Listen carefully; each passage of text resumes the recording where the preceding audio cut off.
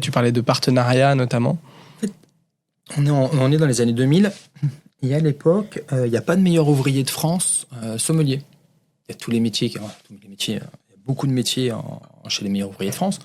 Ébéniste, tailleur de pierre, coiffeur, les vitraux, le chocolat, évidemment la cuisine, la charcuterie, mais rien du tout sur la sommellerie. Et qu'est-ce qui se passe? Ce qui est pas illogique. Non, mais il devrait y avoir des meilleurs ouvriers de France vignerons.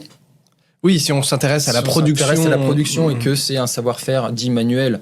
Alors, meilleur ouvrier, c'est le terme ouvrier qui compte. C'est pas le fait qu'il soit manuel ou pas manuel. Bien sûr, bien sûr. Aujourd'hui, le monde change et heureusement.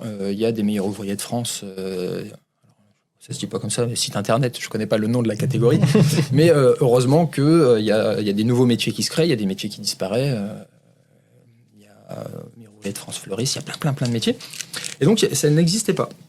Et donc Duval-le-Roi, avec l'aide de Philippe Forbrac, avec aussi Olivier Poussier, c'était cette envie de mettre en avant les meilleurs ouvriers de France dans l'univers gastronomique. Et rien de tel que d'être une classe à part entière chez les meilleurs ouvriers de France pour resplendir dans le métier.